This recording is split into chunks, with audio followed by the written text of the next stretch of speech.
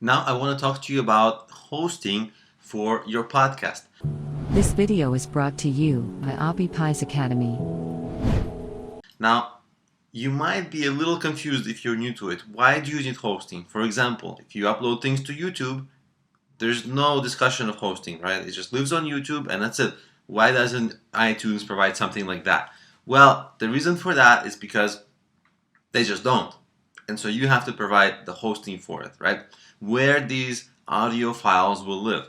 On YouTube, YouTube actually stores it in their own servers. They pay for the storage space. They pay for the bandwidth to get them downloaded, all that stuff. For the podcasts, there's no such option. But there's also there's actually a silver lining, because if you host it in one place that's independent, that's not YouTube, right? Then you can actually put your podcast on iTunes from it, right? iTunes can download it, upload it, whatever, get the feed. Stitcher, which is another podcast place, another podcast place, another podcast place, right? So this way, your one place where your file is, a lot of other sites like big distributors of podcasts like iTunes, like Stitcher, they can use it. So imagine, analogy would be if you had your own video storage, and if YouTube took that video and downloaded it from your site, then Hulu can take it from your site, right? Then another video site can take it, and that way you have one upload, and after you've uploaded the one video, a whole bunch of other big video websites can distribute it for you, right? So that's the difference between how podcasts get distributed and how YouTube videos get distributed. So what are your options for hosting a podcast? If you have you can buy hosting space, or you can try to host it on your own existing website if you have an existing website. Now, let me give you a few pros and cons.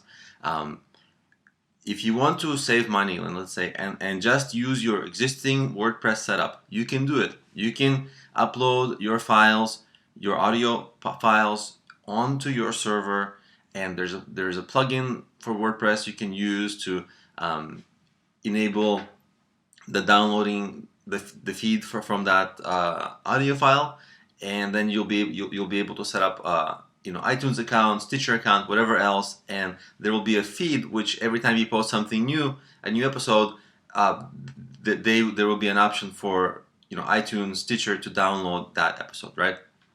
So the story, so in this case, the difference is that on your local server, these audio files, they're not big like video files, but they're not that small either. They will accumulate, and over time, they will also necessitate you to buy more storage for your hosting. That's one thing.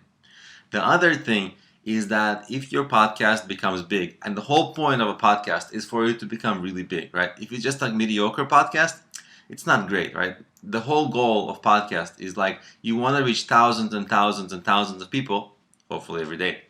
So you'll be happy in the beginning with every month, thousands of people, but eventually you really want to hit thousands of people a day.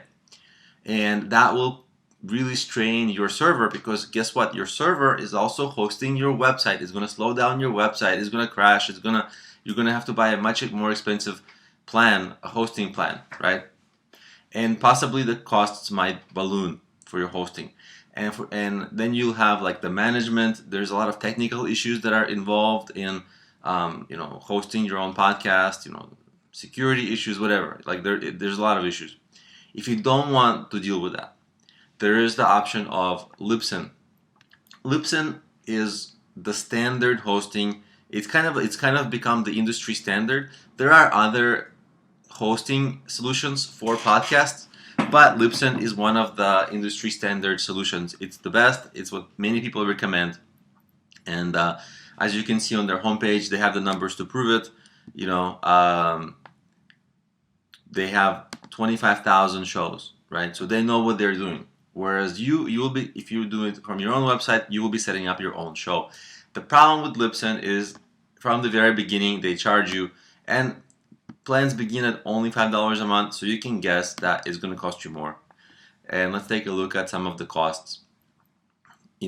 50 megabytes is not bad, right? So the costs aren't bad. As you become bigger, the costs grow, but hopefully by the time you get bigger, some of your monetization strategies from the podcast make up for the cost. But in general, if it does become bigger, and if it's even this size, but $75, it's still under $100 a month, which in business it's a somewhat negligible cost. So I would recommend that you set up Libsyn. It's also easier to get good quality statistics and analytics from your podcast in Libsyn. So they're going to tell you how many downloads you're getting, all that kind of things. So that is going to be something that I'm going to recommend, and I'll walk you through how to use this.